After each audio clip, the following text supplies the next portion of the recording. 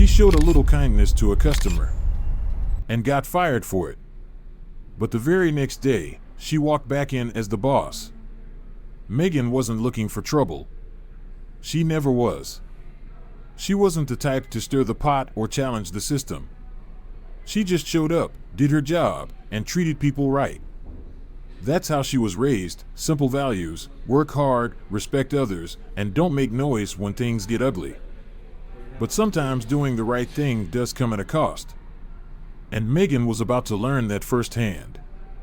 For nearly 3 years, the Lancaster Grill was like her second home. Not some fancy place, just a little diner tucked between a gas station and a laundromat on the east side of Columbus, Ohio. Truckers stopped in for coffee. Families came in for weekend breakfast. And the servers? They usually learned your regular order before they learned your name. It was the kind of job you could easily overlook. Long hours, low pay, management that barely noticed you. But Megan stayed. Because she had to. Rent for her tiny one-bedroom apartment was already too high. And her younger brother Evan? He was in his second year of college. He didn't know she helped him out. She never said anything, just sent a little extra when she could. Covered books, picked up groceries, held it all together. That's why she picked up double shifts. Why she tolerated rude customers. And coworkers who acted like being decent was a weakness. She'd seen things in that diner that made her sick. Like Beth, a senior waitress, ignoring certain guests while turning on the charm for others. Or Jason, who would straight up avoid certain tables. How the whole vibe of the place would shift based on who walked in. It wasn't about tips. It was about judgment. If you came in wearing a suit, you got smiles. Conversation. But show up in a paint-stained uniform? You'd get rushed service if you got any at all. And if someone looked like they might not tip, some of the staff wouldn't even bother trying. Megan hated it. But speaking up wasn't exactly encouraged. She learned that the hard way months ago, when she made one simple comment about a table being ignored. Beth just stared her down and said, "You don't get paid extra for being a saint, Megan." Lesson learned. Either go along with it, or learn to stay quiet. So Megan stayed quiet. Until that night. It was a slow Wednesday evening. Dinner rush had passed. And Megan was at the counter, refilling sugar dispensers. Then the doorbell jingled. An older black man stepped inside. Clean clothes, nothing fancy. Just a button-up and slacks. Carried himself with quiet confidence. But there was hesitation in his step. He paused, scanning the room for just a second. Megan had seen that look before. A quiet, cautious kind of hope. Like he was waiting to see what kind of welcome he'd get. He didn't get one. Beth didn't even look up from her phone.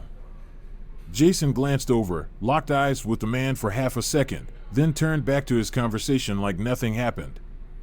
No hello, no welcome. Just silence. And Megan felt it. Thick, heavy, obvious.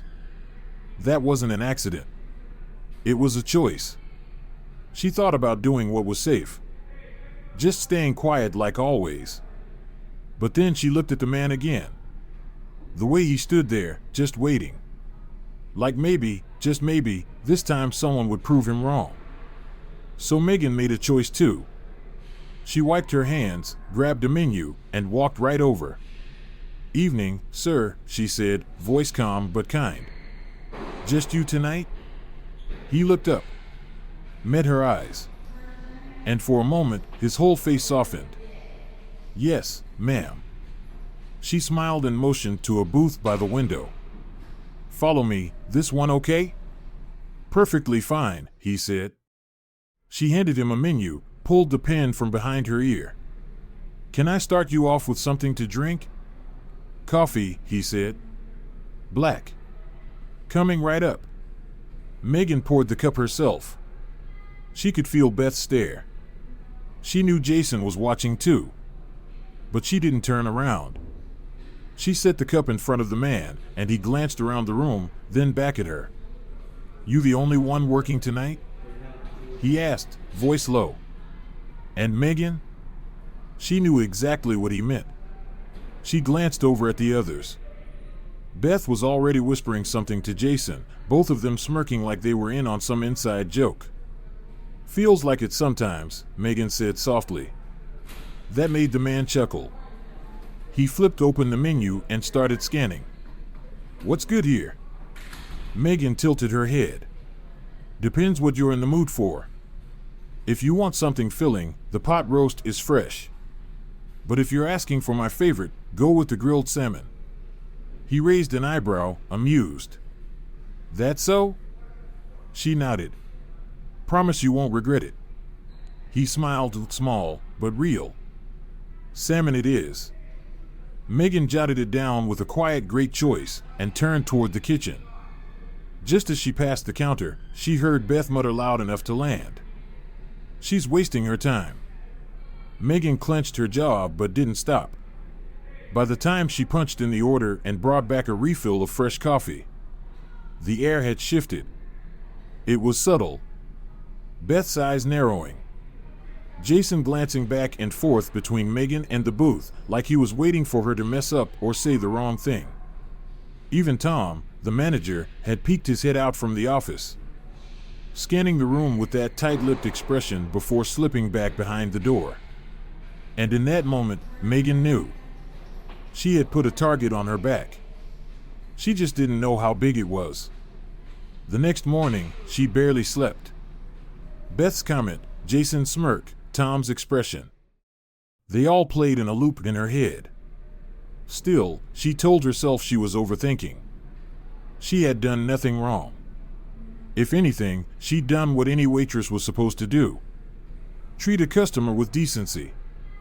So why did her stomach twist like this as she pulled into the Lancaster Grill parking lot? The air was crisp. Sun just beginning to peek over the rooftops. She grabbed her apron from the passenger seat, slung it over her shoulder, and braced herself for another long shift. But the moment she walked in, she knew. Something was off. Beth wasn't at the counter sipping coffee like usual. Jason wasn't cracking jokes with the line cooks. Instead, they were both just standing there, watching her. Beth had that smug little smile. Jason's arms were crossed, and neither said a word. Megan tightened her grip on her apron. Then she heard it. The office door creaking open. Tom, standing in the doorway like he had been waiting for her. "Megan," he said, flat and cold. "Come with me." A chill settled deep in her stomach. "Now?" she asked, but he didn't answer. Just turned and disappeared into his office. She could feel Beth and Jason's eyes on her back as she walked toward the door. She took a slow breath, squared her shoulders, and stepped inside. The office was small, cluttered, smelled faintly of burnt coffee. A file sat open on the desk, but Tom wasn't looking at it. He leaned back in his chair, exhaled slowly, and said it. "We're letting you go." The words hit like ice water. Megan blinked. Her mind scrambled for footing. "What?" "It's not working out," he repeated, expression blank. She let out a short laugh, sharp, bitter. "I've been here almost 3 years. Never missed a shift. Never been late." Tom exhaled through his nose, already tired of the conversation. "It's a decision we've made." "We." That was all she needed to hear. Her throat tightened. "This is because of last night, isn't it?"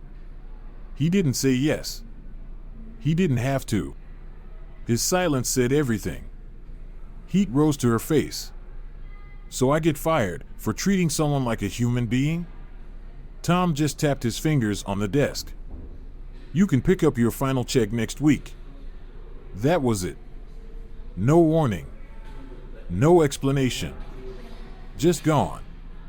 Megan clenched her fists. But she knew there was no point in fighting it. She untied her apron, laid it across the chair.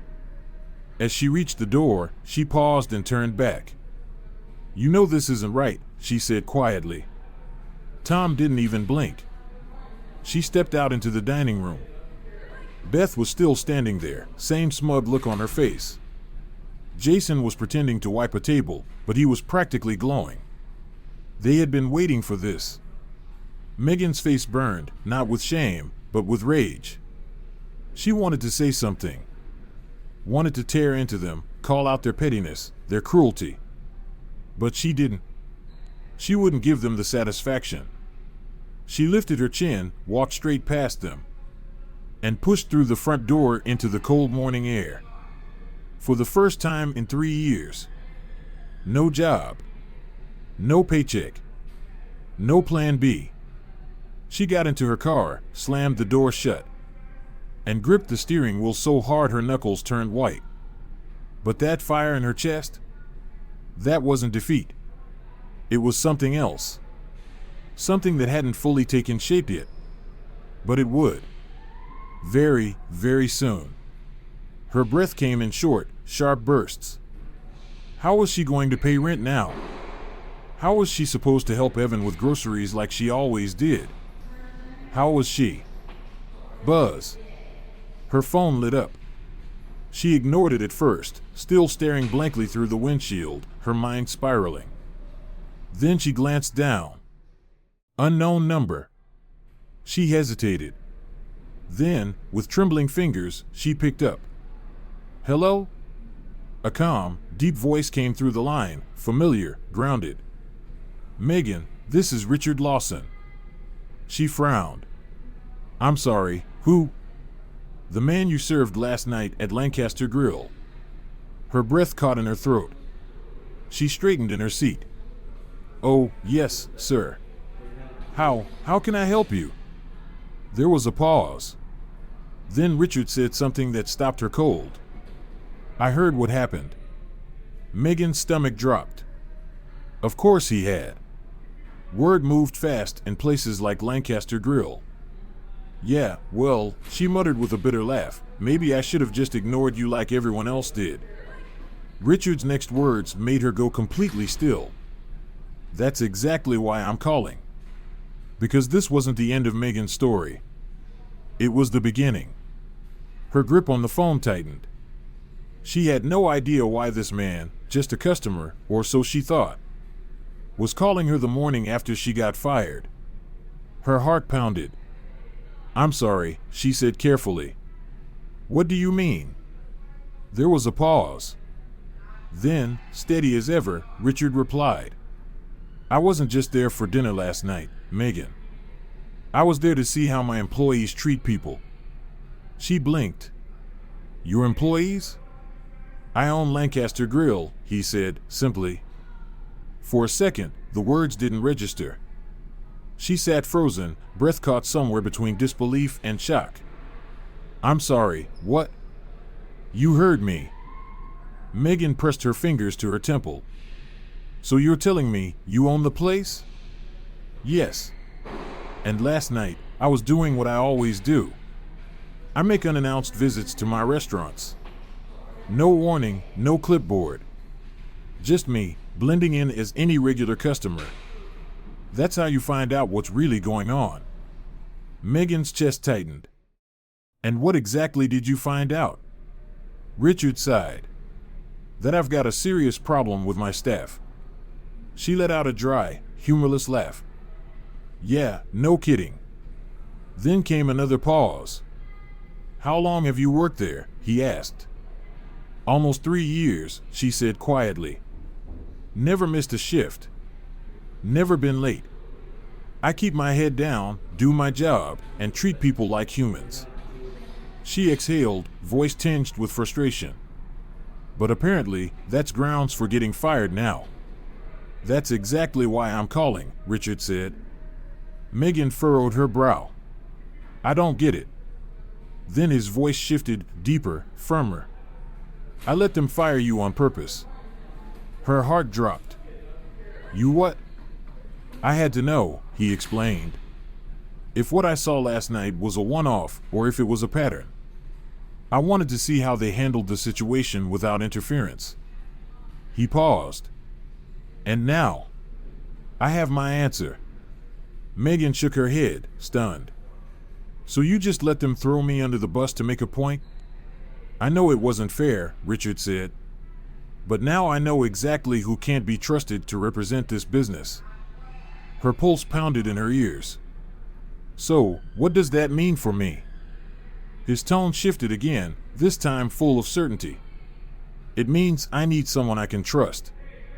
Someone who knows how people should be treated. Who doesn't pick and choose based on prejudice or assumptions. Someone like you. She frowned. I still don't see where I fit into this. His next words hit like a lightning bolt. I want you to come back, he said. As the new manager. Megan's breath caught. Her brain scrambled to process what he had just said. I what? You heard me, he said. I fired Tom this morning. He's gone. And I don't want anyone else taking over. You get what this place is supposed to be. You are what it needs. Megan stared out at the quiet street, completely stunned. Less than 24 hours ago, she had been tossed aside like she didn't matter. Now she was being offered the very position of the man who fired her. She took a deep breath. I don't know if I can do this, she admitted. Yes, you can, Richard said firmly. And you should. She closed her eyes, thinking of Beth's smirk, Jason's silence, Tom's cold voice. They had written her off. Counted on her staying quiet, staying small. But now she had a shot to flip the whole script. She lifted her chin, gripping the phone tighter. I'll do it, she said. Richard exhaled, satisfied. Good. Be there at 8 tomorrow. We've got work to do. She nodded, even though he couldn't see it. I'll be there. As she ended the call, Megan sat in silence, her hand still gripping the steering wheel. 24 hours ago, she was invisible. Now she was walking back in. Not as the waitress they fired, but as the boss they never saw coming. Yesterday, she walked out of Lancaster Grill with nothing. Tomorrow, she'd walk back in. Not as a waitress, not as a victim, but as the new boss. And she wasn't coming back to play nice. Megan stood in front of the building, gripping the strap of her bag, the morning air sharp enough to cut through her coat. But she barely noticed. Her thoughts had been racing all night, looping one image over and over again in her mind. The moment she walked out that door, empty-handed, blindsided, humiliated. No job. No respect. No warning. But today, everything had changed. Today, she wasn't walking back in powerless. She was walking in with something Beth, Jason, and even Tom never expected her to have, authority. She took a deep breath, squared her shoulders, and pushed open the door. The familiar scent of sizzling bacon and brewed coffee wrapped around her like a memory. The clink of forks on plates, the low hum of morning chatter, the same old country song humming softly through the radio. On the surface, nothing had changed. But the moment Megan stepped inside, the energy shifted. At first, no one noticed her. Then Beth turned from the counter and froze mid-pour. Jason, laughing with a busboy near the kitchen, caught sight of her too. His smile vanished. The look on his face flickered, confusion, then disbelief. Megan let the silence stretch, just long enough to let the discomfort settle in. Then, calm and steady, she walked toward the counter and set her bag down with quiet authority. Beth was the first to recover. She crossed her arms, her voice dripping with contempt. What the hell are you doing here? Megan tilted her head slightly, not even blinking. You'll find out soon enough. Beth's smirk faltered. And before she could fire off a comeback, the door at the back creaked open. Tom stepped out, flipping through a stack of papers, already annoyed. Beth, I need you to. Then he saw her. He stopped in his tracks. Eyes wide, posture stiffening, flicking between Beth, Jason, and Megan like he was trying to connect dots that didn't make sense. Megan, he said slowly, like her name tasted strange in his mouth. You don't work here anymore. Megan smiled, cool and effortless. Actually, she said, I do. Tom blinked. What? But before she could speak again, another voice cut through the room like a blade. I believe I can clarify that. Heads turned. And just like that, Richard Lawson walked in. Calm. Confident. Hands in the pockets of a perfectly tailored coat. He didn't rush. He let the silence linger as he scanned the room, taking in every face before landing on Tom. Beth's face went pale. Jason looked like he wanted to melt into the floor. Tom opened his mouth, then closed it. Richard came to a stop beside Megan, then turned to address the staff. His voice was steady, measured, but every word hit with quiet force. As of this morning, he began, Lancaster Grill is under new management. He paused. Effective immediately. Tom, your position is terminated. Beth gasped. Jason flinched like he'd just been slapped. Tom's face turned the color of raw meat. Wait a damn minute, no. Richard didn't flinch. I've already heard enough from you. Tom's mouth snapped shut. Richard turned to the rest of the staff. Some of you may be wondering what this is all about. Let me make it simple. He gestured toward Megan. I came in here last night as a regular customer. No special treatment. No announcement. And what I saw was unacceptable. Nobody dared breathe. This woman, he said, motioning to Megan, was the only employee who treated me with basic human decency. The only one who did her job the way it should be done. Then his gaze hardened. The rest of you? Some ignored me. Some made it clear certain customers didn't matter to you at all. That ends today. The silence was absolute. Then he turned back to Megan. Megan is your new manager. Beth's jaw dropped. Jason's lips tightened. Even the busboy near the kitchen looked like he wanted to cheer. Megan finally allowed herself to smile. A quiet, knowing smile. She turned to Beth and Jason, who were still too stunned to speak, and leaned casually against the counter. Well, she said lightly, this is awkward. Beth's expression twisted with rage. You, she hissed, turning to Richard. You can't be serious. Oh, I'm very serious, Richard replied without missing a beat. You don't like it? You're free to leave. Beth clenched her jaw. She wasn't stupid. She knew what quitting meant, no paycheck. And Beth liked her money. Jason, however, wasn't as strategic. This is bull. You're welcome to quit too, Richard cut in. Jason froze. His mouth opened, then closed. Megan could almost see the numbers running through his head. Beth glared at Megan like she wanted to burn her alive. Megan just smiled back. Looks like we all have some adjusting to do, she said, her voice light but unshakably firm. So let's get to work. Beth stormed toward the coffee station, muttering under her breath. Jason grabbed a rag and angrily started wiping down a table. Richard gave Megan a look, half respect, half amusement. I think you're going to do just fine here. Megan exhaled, slowly. And as the restaurant eased into its new reality, one thing was clear. For the first time since she walked into this place 3 years ago, she had something she never truly felt before, respect. And this was just the beginning. The ones who had always played along. The employees who thrived under the old culture of favoritism. Who knew how to smile for the right customers and disappear for the rest. They gritted their teeth and tried to adjust. Some of them couldn't. A couple walked out during Megan's first week as manager. No 2-week notice. No goodbye. Just slammed aprons on the counter and stormed out the moment it became clear. The old way of doing things was gone. The silent rules about who deserved good service and who didn't. Dead. Megan wasn't losing sleep over it. She hadn't come back to win a popularity contest.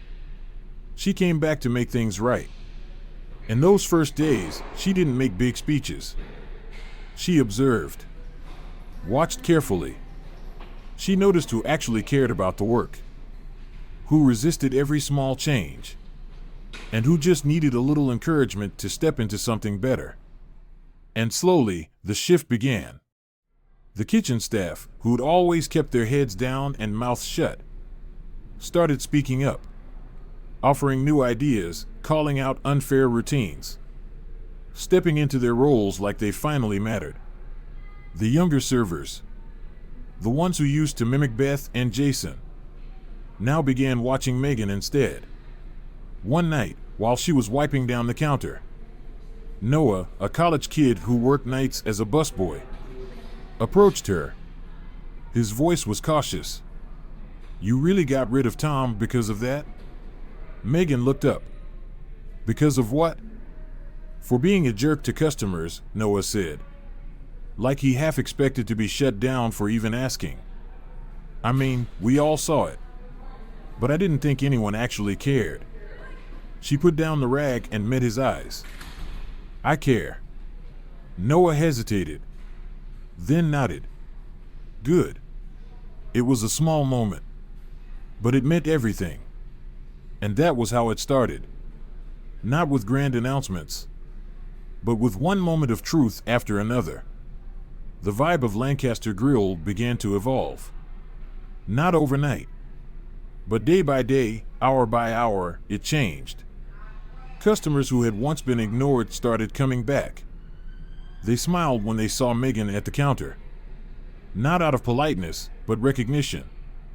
Regulars who barely made eye contact before now stayed to chat, tipped more generously, treated the place like it mattered again. Even the staff, those who had once rolled their eyes or kept their distance, began to mirror Megan's example. And then, one afternoon, Richard Lawson returned. Megan was hunched over invoices, juggling numbers and receipts, when his voice floated across the dining room. "How's my investment doing?" She looked up, pushed the paperwork aside, and smirked. "I think we're in pretty good shape." Richard glanced around. The restaurant was busy, but not just with people, with purpose. The energy was completely different. Servers moved with intention. The kitchen ran smoothly, and the old tension that once clung to every corner of the place, gone. He gave a slow, satisfied nod. "Told you you'd be fine." Megan leaned on the counter. "You didn't exactly give me a choice." Richard chuckled. "No, I didn't." She let out a breath and looked around. "It's weird," she said, almost to herself. "For so long, this place was just a paycheck. Just something I survived. Now, it feels like more." Richard's face softened. "Funny how life works, huh?" And Megan thought back to that morning in her car, feeling like everything she'd worked for had been ripped away. And yet here she was. Not just a server anymore. Not invisible. Not disposable. She was the boss. And she had rebuilt the place from the ground up. No more favoritism. No more silence. No more pretending not to see. Because Megan knew doing the right thing wouldn't always be easy. Sometimes it would cost you everything. But sometimes it gave you more than you ever thought possible. If this story hit home for you, don't forget to like, subscribe, and share. Because integrity matters. And it always starts with how we treat each other.